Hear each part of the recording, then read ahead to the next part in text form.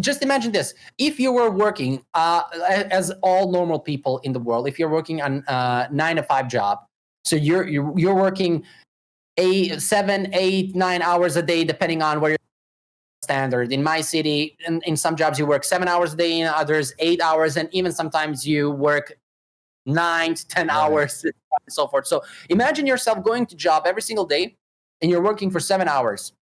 You're tired. You need to rest at least an hour or two after your job. You also need to sleep a few hours. And if you have a family and obligations, how much time you have left to actually work on your game? Exactly.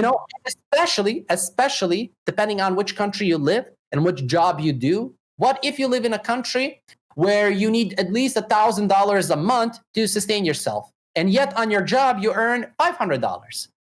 You need to get another job to sustain. Yeah, exactly. You have 2 jobs to sustain yourself. How are you going to work on your game in that situation?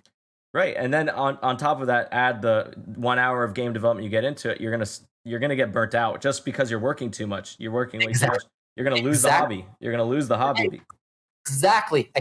I even didn't thought about that. So a nice point that you mentioned, like you cannot work 7 hours and then sleep for another 5 hours and then jump into game development and work 10 hours on your game. It's not how it goes. You're already burned out from the 7 hours that you worked on your regular job. So this is what I'm, especially now of course, I believe that everybody can do it. Everybody can find something online that they can, where everything is now online, that you can find something. It doesn't have to be game dev.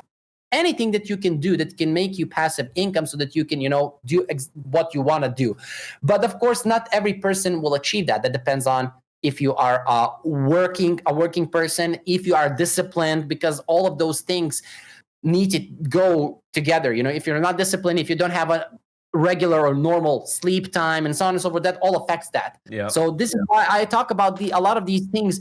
It might look that they're not game dev related, but in fact, there are game dev related, because what majority of people in the game dev community, at least people who are on my channel, don't understand is that you need to make game development part of your life in terms of your everyday living. They need to be, part of your daily obligations. Same, you pay your bills. Game development needs to be part of that, even though that doesn't make a little bit logic. But again, coming back to the job part, yeah, because again, you cannot even do it as a hobby if you cannot sustain yourself to have time to do it.